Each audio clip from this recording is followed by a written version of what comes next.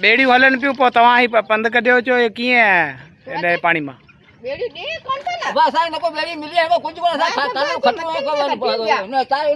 पानी में कढिया अज में टपड़ पानी में कढिया बेड़ी है एकड़ी कोनी एकड़ी बेड़ी देनी है आज 4 दिन छन न बे तो कोली ना टपड़ में कढिया साई नी कोन था अला हिते त चवण था बेड़ियूं हलन पियूं असां माण्हुनि खे कढूं पिया असां उनखे जेको सो उन जी मदद पिया करियूं हिते त का बि माना बेड़ी बेड़ी नज़र कोन थी अचे ना अचे त असां के का से कोन मिली असां एकड़ी बेड़ी हले पे वो बस कोनी टपड़ के असां के 4-5 दिन से असी बोर्ड बचे असां बच्चा सब ऐसी कुलन पे के असां का से कोन मिले तबू असां वे से असां ने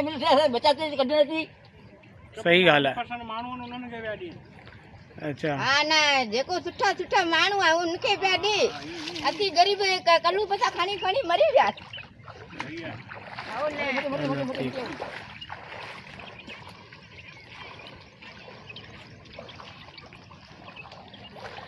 अब ही तव्हां ॿुधियो न चाचा जूं ख़बरूं ही जेको सो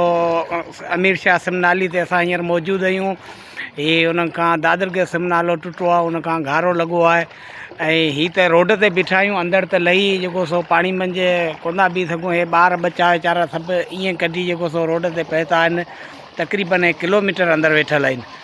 त हे चवनि था हिते का बि इंतिज़ामिया कोन्हे का बि असांखे सहूलियत कोन्हे। चवनि था ॿियो त कुझु न ॾियनि पर घटि में घटि असांखे बच्चा ॿाहिरि कढी ॾियनि। महिरबानी थींदी जेकॾहिं हिननि ग़रीबनि जी केरु सार संभाल करे त।